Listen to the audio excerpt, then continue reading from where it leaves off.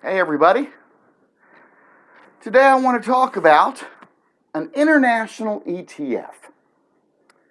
And the one I want to talk about, ticker symbol INDY, is the iShares India 50 ETF.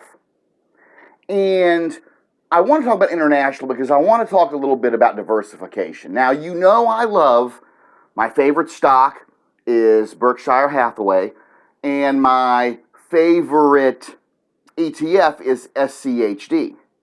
But what about if we want some diversification as from international? And I think we should have some, because look, if you want to beat the S&P 500 or the complete overall market, which would be, VTI, for an example. That's the whole U.S. market. And of course, I believe, VOO, I think, is the Vanguard S&P 500. So if we want to beat, which they both track almost exactly alike, believe it or not.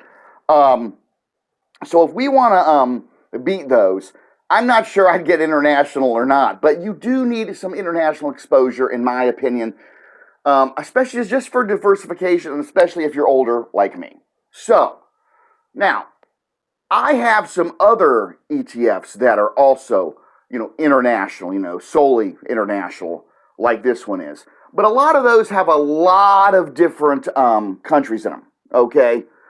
A whole lot of different places, like China and Switzerland and, a whole bunch of other different ones, put together. This one is just India. Now, why would I want to do that, right? Well, word on the street is China's in a lot of trouble with their population rate. And it's really going down fast. No one's having babies over there, and they're going to be in a lot of trouble in the next. As short as now, they're in trouble, and it's going to get worse and worse the next coming years, 10, 20 years. It's going to get way worse. So I don't want a whole lot of exposure to China, if any. And whatever I have enough in my other ETFs, and we'll discuss those another time. But I am really excited, maybe more than any other international ETF I have, and I only have less than a handful. But this one I'm excited about because the INDY, which is also called the INDY 50, and the reason they call it that is just like the S&P 500 for the United States, except it's the 50 top companies in India. And to me, that's really exciting. Now, why India? Why India, not China? Well, as I said, population's going down in China. It's going to cause a whole lot of problems, economic problems, big time. But in India, it's the opposite. The population is going up and it's going crazy, okay? And, you can think about the places you want to invest in the world. Well, I want to invest where the population is going up. And then this ETF has a really good track record, too. And I'll read to you a little bit about the fund summary. Again, I'm on Yahoo Finance. And I'll read the fund summary to you, a little bit of it here. Let's see. The underlying index measures the equity performance of the top 50 companies by free float market capitalization whose equity securities trade in the Indian securities market. The fund generally will invest at least 80% of its assets in the component securities of its underlying index and in investments that have economic characteristics that are substantially identical to the component securities of its underlying index. The fund is non-diversified. Okay, so the 50 top companies. Now I'll name that the top 10 is 63% of its total assets. I'll read a few to you, but you're not going to recognize them like I did because it doesn't really matter. They're the top 50, So, it's a widespread index fund. Now, why didn't I get one of the Indy funds that took care of the whole market? That rather than just the top 50. I'd just rather be in the top 50. I'd rather be in the best than just, everything.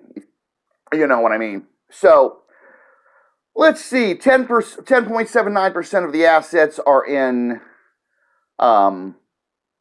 Reliance Industries. Don't know what that is. And then you got some banks and blah, blah, blah. HDFC Bank, 8%, and goes on. But I think more importantly is... let's go to the sector weightings. That's what I really like to look at. So, in the Indy 50, the sector weightings are basic materials, 6.83%, consumer cyclical, 7%, financial services, and this is by far the biggest weighting, 36.56%. That's incredible. Real estate, 0.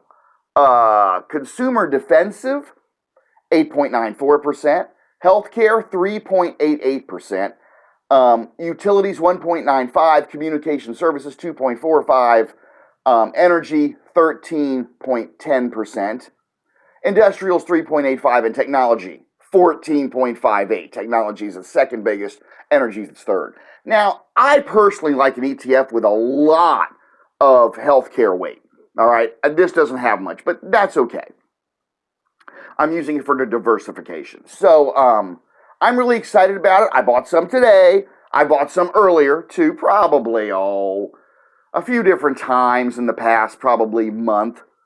And I'm really excited about it. I'm definitely going to put some of my money in this. I'm a believer in it. And remember, it's just INDY, but it's the top 50. So it's just like being America with the top, S&P 500. So,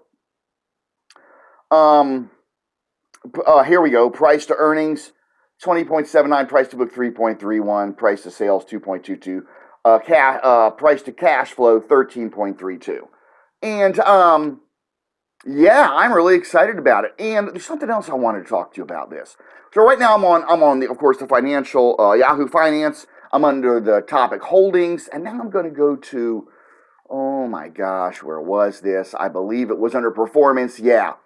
I want to talk about the annual total percentage history. So how's it done in the past, right? Well, for the last 13 years up to 2022, it's went down 5 times for the total return percentage history that year, and up 8 times. And when it went down, it hardly went down at all, except once. Okay, every single year on a year-by-year basis. And when it went up, oh man, it went up a lot. Okay, on a year-by-year basis. Just to give you like an example, in 2015 it was down 7.82%. In 2017 it was up 35%. So I mean, it's done really well, and yeah, I'm excited about it. I think this is a great way to diversify, and in some ways, I think you can diversify by putting in international and not buying as many bonds. But the bonds will be another video. We'll get into that. But I think it's just an alternate to bonds for diversification, in my opinion. If you don't like bonds, or depending on what kind of bonds you like, maybe you only like a little bit of corporate, or a little bit of municipal, or a little bit of treasury, and then you want more diversification out of the U.S. somehow that doesn't correlate with the S&P 500 or the overall market. Well, India, there you go. Population's going crazy. That sounds good to me. So, check it out. See what you think.